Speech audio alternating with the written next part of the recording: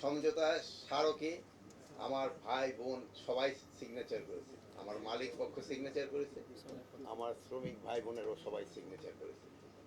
এখন এই যে সমঝোতা চুক্তিটা বা স্মারক যেটি বলেন না কেন, এটা আমরা সবাই মেনে চলবো, এটা আমাদের সবাইকে অঙ্গীকার করতে হবে। এবং এই সমঝোতা চুক্তি থেকে আমাদের কিন্তু পিছু হটার কোনো কারণ বা কোনো কারণ কিন্তু কোনো কিছু নাই।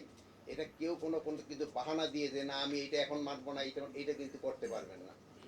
আর আমি আবার আমার ভাইরা বলছে যে আগামীকাল থেকে আমরা দেখতে চাই আমাদের এই শিল্পটা সচল। অনেক কিন্তু বিভিন্ন জায়গা থেকে বিভিন্ন ধরনের উস্কানির মাধ্যমে এই শিল্পটাকে নষ্ট করার কিন্তু চেষ্টা করা হয়। এটা শুধু দেশে না, বাইরের থেকে। এই শিল্পটা যদি বাইরে চলে যায় অন্য কিছু হয়, কিন্তু এই ক্ষেত্রে আমাদের কি হবে, এটা কিন্তু আপনাদের সবারই চিন্তা করতে হবে। এই আমাদের এখানে সাংবাদিক ভাইয়েরা আছেন, এটা ক্ষেত্রে আপনাদেরও কিন্তু একটা বড় ভূমিকা আছে।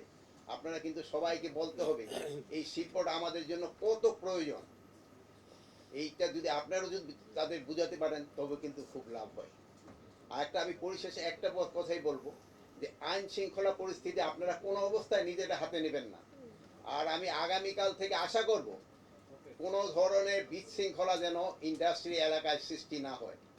যদি আগামীকাল থেকে কোনো রকমের ইন্ডাস্ট্রি এলাকায় সৃষ্টি হয়, এই জন্য কিন্তু আপনারা যারা সিগনেচার করেছেন আপনারাই কিন্তু দায়ী হবেন।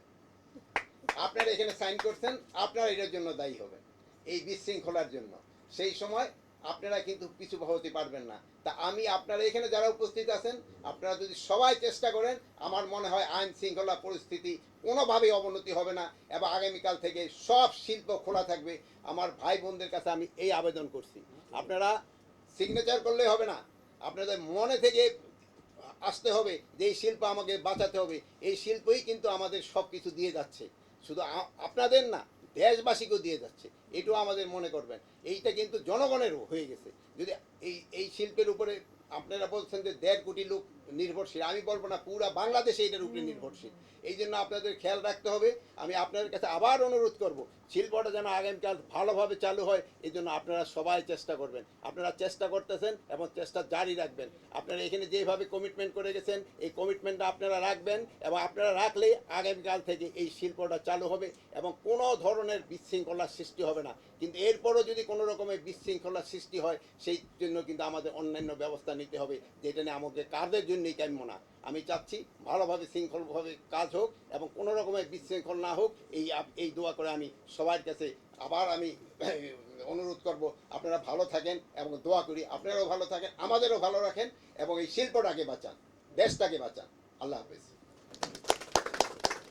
ধন্যবাদ স্বরাষ্ট্র উপদেষ্টা মহোদয়কে। এবং আমরা সবার কমিটমেন্ট জানলাম। আমরা প্রত্যাশা করি যে আগামীকাল থেকে আমাদের সমস্ত কিছুই স্বাভাবিকভাবে আমাদের উৎপাদন কার্যক্রম অব্যাহত থাকবে এবং সেটার বিষয়ে যদি কোনো জায়গায় কোনো ব্যর্থ হয় সেটার জন্য আমাদের শ্রম আইন এবং আমাদের যেটি পুলিশি ব্যবস্থা, আমাদের যেখানে স্বরাষ্ট্র